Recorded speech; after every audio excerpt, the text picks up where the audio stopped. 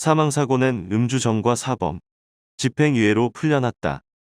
2019년 8월 13일은 화요일이었다. 여름날 밤 9시 18분, 한 남성이 횡단보도를 건너고 있었다. 다만 걷고 있었을 뿐인데 54, 그의 삶이 끝났다. 그날 밤 10시 6분 병원으로 옮겼으나 사망했다. 제한속도 80km 구간의 편도 2차선 도로에서 126km 속도로 달려든 사륜구동 승용차는 맨몸의 피해자에게 치명상을 입혔다. 운전대를 잡은 가해자는 술을 마신 상태였다. 혈중 알코올 농도는 0.079%, 음주운전 상습범이었다. 2008년 4월 음주운전으로 징역 6월 집행유예 2년형 선고. 2015년 7월 음주운전으로 벌금 300만 원의 약식명령. 2016년 11월 음주운전으로 벌금 800만 원의 약식명령. 2019년 7월 무면허 상태로 음주운전 단속. 그러고도 그는 또 술을 마시고 자동차 시동을 걸었다. 이번엔 사람이 죽었다. 재판에 넘겨졌다. 도로교통법 위반, 교통사 고처리 특례법 위반 혐의였다. 2020년 7월 대구지방법원 재판부는 피고인을 앞에 두고 음주운전으로 사망한 윤창호 씨 이야기를 꺼냈다. 2018년 9월 25일 음주운전으로 인한 교통사고를 당한 시민이 뇌사 상태에 빠졌으며 결국 생명을 잃게 된 사건이 발생했다. 이 사건으로 인해 음주운전에 대한 우리 사회의 경각심이 높아지게 되었으며 국민적 공감대가 형성됐다. 음주운전은 얼마든지 중한 인명피해의 발생으로 이어질 수 있으므로 음주운전 자체의 위법성을 중대하게 평가해야 한다. 음주운전의 위법성을 실수로 치부하거나 과소평가해서는 안 된다.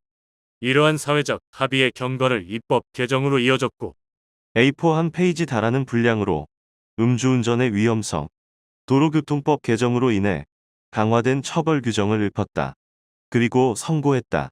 징역 2년 6월에 처한다. 다만 이 판결 확정일로부터 4년간 형의 집행을 유예한다. 음주운전 정과 사범인 피고인은 재판장에 들어서기 전 이번엔 징역형을 각오했을지 모른다. 하지만 그는 집행유예로 자유를 얻었다. 361배 높은 음주운전 치사율. 그 사람들 또 음주운전 할 것이라고 했던 대구 음주운전 사고 유가족 조기현 씨의 말은 통계로도 뒷받침된다. 하태경 국민의힘 의원이 최근 공개한 경찰청 자료에 따르면 음주운전 재범률은 2021년 기준 44.6%에 달한다.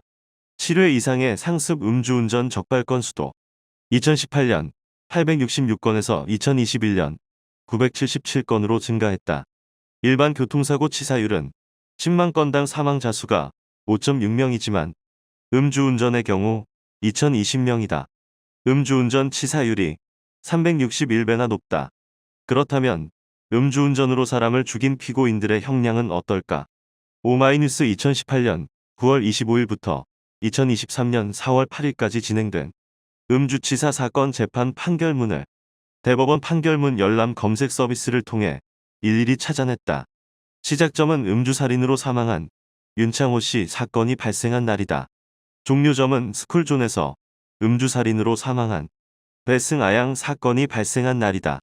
그렇게 판결문 63건을 입수 분석했다. 그 결과 63명의 가해자 중 23명에게 음주운전 정과가 발견됐다. 음주운전을 했어도 가볍게 처벌했고 손쉽게 풀어줬다. 이들은 또다시 술을 마신 채 운전대를 잡았다. 그리고 이번엔 사람을 죽음에 이르게 했다. 63명의 음주살인 가해자 중 41명이 재판에서 집행유예형을 받은 사실도 확인했다. 앞선 대구지법 재판부의 말대로 음주운전은 얼마든지 중한 인명피해 발생으로 이어질 수 있은 예견된 살인이다. 그럼에도 재판부는 다종 다양한 감경 사유를 근거로 가해자에게 집행유예형을 선고했다. 전체 가해자 중 집행유예 비율은 65%나 된다. 나머지 22건의 음주살인도 형이 무겁지 않았다. 최저 징역 5월형부터 최고 징역 4년 6월형까지 평균 형량은 20개월, 1년 8개월이었다. 집행유예형을 받은 41명 가운데 음주운전 정과가 있는 것으로 판결문으로 확인된 인원만 9명이었다. 이는 음주운전 정과가 있었고 사람을 죽였음에도 또다시 집행유예로 풀려난 사람이 9명이나 된다는 뜻이다. 한 가해자는 2000년 음주운전으로 벌금 70만 원, 2007년 음주운전으로 다시 벌금 150만 원, 2010년 음주운전으로 또다시 벌금 200만 원을 선고받았다.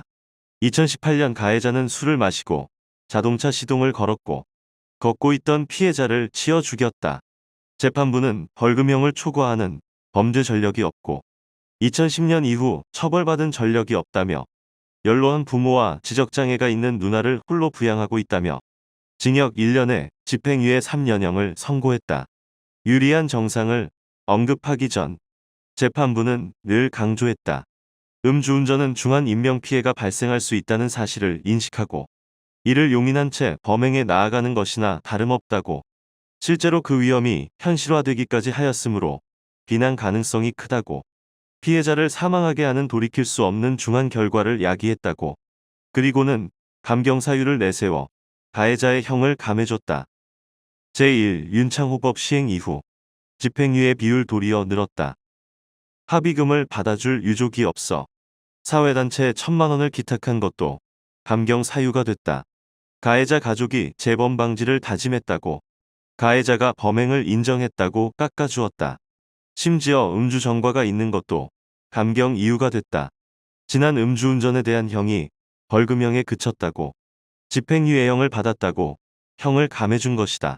합의 반성보험은 감경사유로 나란히 언급되는 경우가 많았다.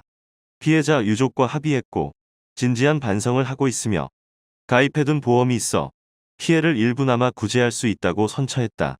제1 윤창호법이라 불리는 특정 범죄 가중처벌 등에 관한 법률, 2018년 12월 18일부터 시행한 특가법에 따르면 음주운전으로 사망에 이르게 한 사람은 무기 또는 3년 이상의 징역에 처하게 돼 있다. 제2 윤창호법이라 불리는 도로교통법 개정안은 음주운전을 반복한 운전자를 가중처벌하는 것을 골자로 한다. 그러나 오마이뉴스가 분석한 사례 중 제1 윤창호법 시행 이후 징역 3년 이상의 형을 받은 건 단 2건에 그쳤다. 집행유예형의 비율은 윤창호법 시행 이후 도리어 높아졌다. 법 시행 이전 발생한 사건에 대한 25건의 재판 중 15건이 집행유예형을 받았다. 반면 법 시행 이후 발생 사건에 대한 재판 38건 가운데 26건이 집행유예형을 선고받았다. 음주운전으로 사망에 이르게 한 죄를 처벌하는 하한선이 징역 3년 이상으로 법이 규정하고 있지만 각종 감경사유들이 이를 무력화시키고 있는 형국이다.